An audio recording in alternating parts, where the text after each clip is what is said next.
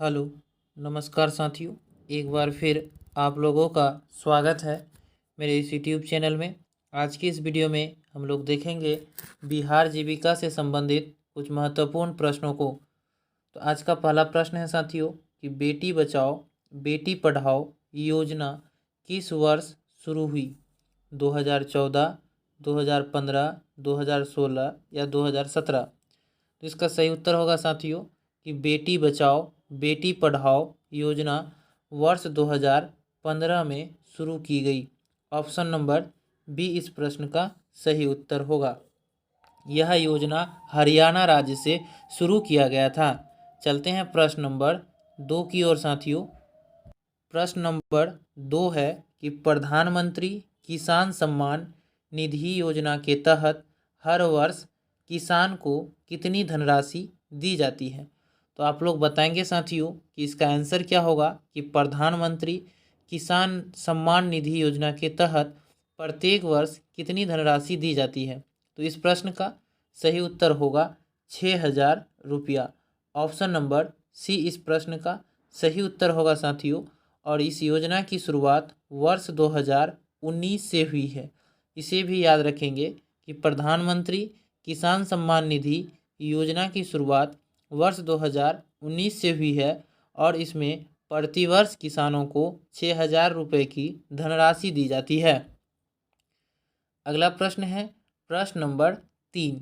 प्रश्न नंबर 3 कह रहा है सिंधु घाटी सभ्यता का प्रमुख बंदरगाह कौन सा था? मोहनजोदड़ो, हड़प्पा, लोथल या कालीबंगन? तो इस प्रश्न का सही उत्तर होगा साथियों कि सिंधु घाटी सभ्यता का प्रमुख बंदरगाह जो है वह लोथल था। ऑप्शन नंबर सी इस प्रश्न का सही उत्तर होगा। साथियों, बिहार जीविका एग्जाम में जो है इसी तरह से हिस्ट्री और योजना से संबंधित तथा सब्जेक्ट नॉलेज से प्रश्न पूछे जाएंगे। अगला प्रश्न है प्रश्न नंबर 4। प्रश्न नंबर 4 कह रहा है मौर्य साम्राज्य की राजधानी कहाँ थी? तो साथियों, आप लोगों को पता होगा कि मौर्य वंश का स्थापना जो है वो चंद्रगुप्त मौर्य के द्वारा किया गया था। इसे ध्यान में रखेंगे कि मौर्य वंश के संस्थापक जो थे वो चंद्रगुप्त मौर्य थे और अशोक भी मौर्य वंश से ही संबंधित राजा थे। तो इसलिए मौर्य वंश की जो राजधानी थी साथियों वह पाटलिपुत्र थी। ऑप्शन नंबर सी इस प्रश्न का सही उत्तर होगा। अगला प्रश्न है प्रश्न नंबर 5। प्रश्न नंबर 5 कह रहा है साथियों कि चतुर्थ बौद्ध संगीति के समय कौन सा राजा था? कनिष्क, अशोक, बिंबिसार या हर्ष? तो इसका सही उत्तर होगा साथियों कि चतुर्थ बौद्ध संगीति जो है वह कुंडलवन कश्मीर में हुआ था और उस समय जो शासक थे वह कनिष्क थे। यानी ऑप्शन नंबर ए इसका सही उत्तर होगा कि कनिष्क के समय में चतुर्थ बौद्ध संगीति हुई थी। बौद्ध संगीति साथियों कुल 4 हुआ था। इसे भी आप लोग ध्यान में रखेंगे। अगला प्रश्न है प्रश्न नंबर 6। प्रश्न नंबर 6 है साथियों, यहाँ आपसे पूछा जा रहा है प्रश्न नंबर 6 कि दिल्ली सल्तनत का पहला सुल्तान कौन था? इल्तुतमिश, कुतुबुद्दीन ऐबक, बलबन या अलाउद्दीन खिलजी?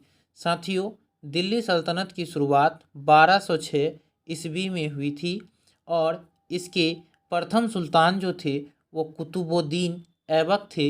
इन्होंने ही गुलाम वंश की भी स्थापना किया था और कुतुबुद्दीन ऐबक ने ही साथियों जो है दिल्ली में कुतुब मीनार की निर्माण शुरू करवाई थी। अगला प्रश्न है प्रश्न नंबर 7। प्रश्न नंबर 7 कह रहा है कि विजयनगर साम्राज्य की स्थापना कब हुई थी? तो इसका सही उत्तर होगा 1336 में। साथियों, विजयनगर साम्राज्य की स्थापना 1336 में हुई थी। हरिहर और बुक्का नामक 2 भाइयों ने विजयनगर साम्राज्य की स्थापना की थी। अगला प्रश्न कह रहा है प्रश्न नंबर 8। प्रश्न नंबर 8 है साथियों कि बाबर और इब्राहिम लोदी के बीच प्रथम पानीपत का युद्ध कब हुआ था? तो आप लोग बताएंगे इसका आंसर कि बाबर और इब्राहिम लोदी के बीच पानीपत का प्रथम युद्ध कब हुआ था। तो इसका सही उत्तर होगा 1526 में, जिसमें साथियों बाबर जो है वह विजयी रहा और इसके बाद भारत में मुगल वंश की स्थापना हुई।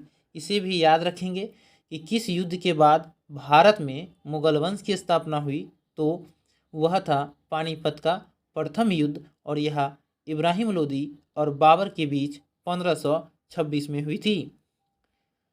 अगला प्रश्न है प्रश्न नंबर 9।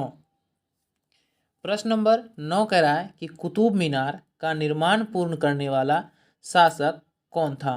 तो इसका सही उत्तर होगा इल्तुतमिश। ऑप्शन नंबर बी इस प्रश्न का सही उत्तर होगा साथियों। कुतुब मीनार निर्माण की जो शुरुआत करवाया था वह कुतुबुद्दीन ऐबक ने करवाया था, लेकिन इसे पूर्ण करने वाला शासक इल्तुतमिश जो थे वह कुतुबुद्दीन ऐबक के दामाद भी थे। ऑप्शन नंबर बी इस प्रश्न का सही उत्तर होगा। चलते हैं प्रश्न नंबर 10 की ओर। प्रश्न नंबर 10 कह रहा है कि प्रधानमंत्री की नियुक्ति कौन करता है। तो इसका सही उत्तर होगा साथियों राष्ट्रपति। ऑप्शन नंबर बी इस प्रश्न का सही उत्तर होगा कि प्रधानमंत्री की नियुक्ति जो है वह राष्ट्रपति करते हैं। वर्तमान समय में हमारे देश के प्रधानमंत्री जो हैं भारत का श्री नरेंद्र दामोदर दास मोदी हैं। अगला प्रश्न है प्रश्न नंबर 11। प्रश्न नंबर 11 कह रहा है साथियों कि सौरमंडल का सबसे बड़ा ग्रह कौन सा है। तो इसका सही उत्तर होगा बृहस्पति। साथियों सौरमंडल का सबसे बड़ा ग्रह बृहस्पति ग्रह है। ऑप्शन नंबर बी इसका सही उत्तर होगा। सौरमंडल में ग्रहों की संख्या 8 है। लाल ग्रह जो है साथियों वो मंगल को कहा जाता है, इसे भी ध्यान रखेंगे। और सबसे गर्म ग्रह वह शुक्र होगा, इसे भी आप लोग जरूर ध्यान रखेंगे। अगला प्रश्न है प्रश्न नंबर 12। प्रश्न नंबर 12 कह रहा है सौरमंडल का सबसे गर्म ग्रह कौन सा है। तो इसका सही उत्तर होगा शुक्र। सौरमंडल का सबसे गर्म ग्रह जो है वह शुक्र है। ऑप्शन नंबर बी इस प्रश्न का सही उत्तर होगा। और सबसे छोटा ग्रह बुध ग्रह है। और बुध ग्रह जो है साथियों यह सूर्य से भी सबसे निकट का ग्रह है, इसे भी याद रखेंगे। प्रश्न नंबर 13 है साथियों। प्रश्न नंबर 13 कह रहा है सिंधु घाटी में कपास की सबसे पहले खेती का प्रमाण किस स्थल पर पाया गया। हड़प्पा में, कालीबंगा में, मेहरगढ़ में या गढ़ी में। तो इसका सही उत्तर होगा कि सिंधु घाटी सभ्यता में कपास की खेती का सबसे पहले प्रमाण मेहरगढ़ में मिला था। ऑप्शन नंबर सी इसका सही उत्तर होगा। अगला प्रश्न है प्रश्न नंबर 14।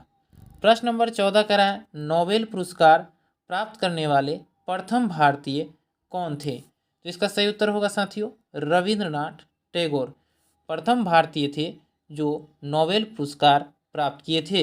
इन्हें नोबेल पुरस्कार साहित्य के क्षेत्र में मिला था साथियों।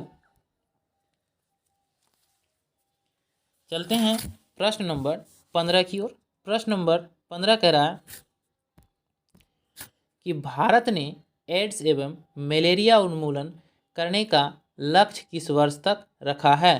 2025 तक, 2030 तक, 2035 तक या 2047 तक। तो इसका सही उत्तर होगा कि भारत ने एड्स एवं मलेरिया उन्मूलन करने का लक्ष्य वर्ष 2030 तक रखा है।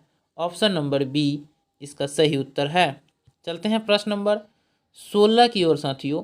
प्रश्न नंबर 16 कह रहा है स्टैचू ऑफ यूनिटी कहाँ स्थित है। तो इसका सही उत्तर होगा गुजरात में साथियों कि स्टैचू ऑफ यूनिटी जो है यह गुजरात राज्य में स्थित है। ऑप्शन नंबर डी इस प्रश्न का सही उत्तर होगा।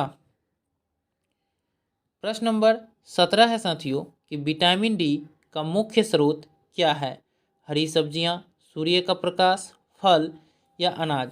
तो साथियों विटामिन डी का जो मुख्य स्रोत है वह सूर्य का प्रकाश है। ऑप्शन नंबर बी इस प्रश्न का सही उत्तर होगा।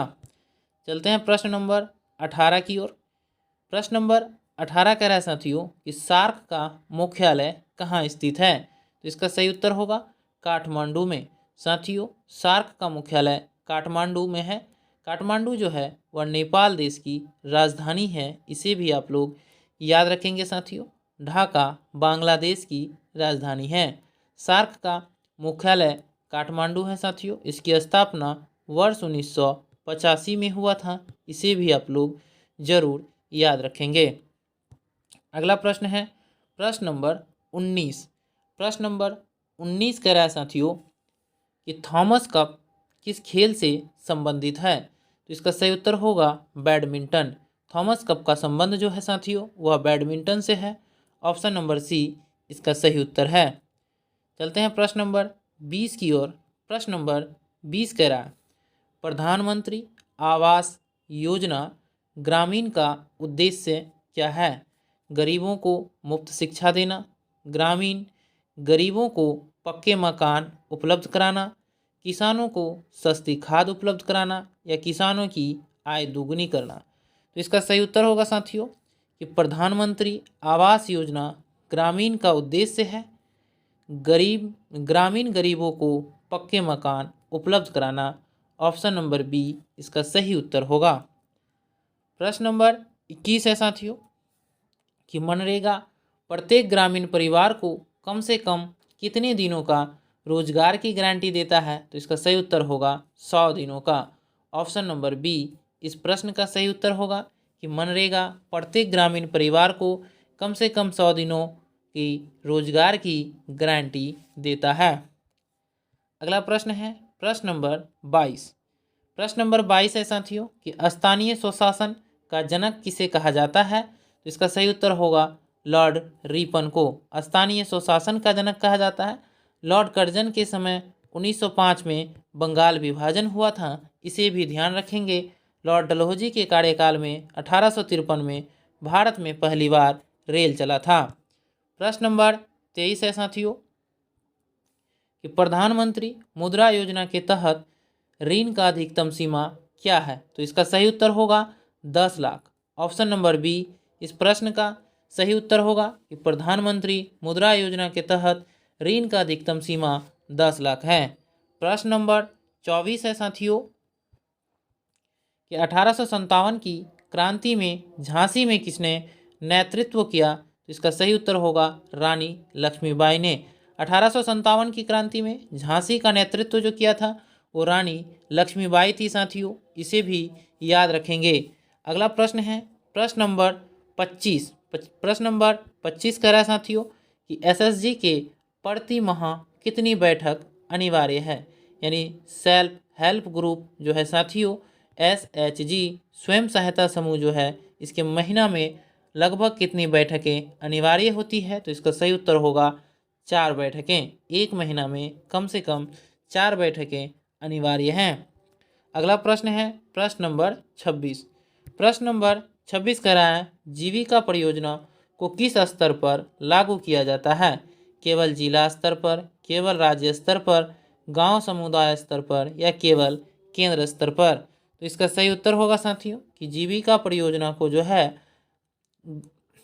गांव समुदाय स्तर पर लागू किया जाता है। ऑप्शन नंबर सी इस प्रश्न का सही उत्तर होगा। तो धन्यवाद साथियों, फिर मिलते हैं अगले वीडियो में, तब तक के लिए जय हिंद।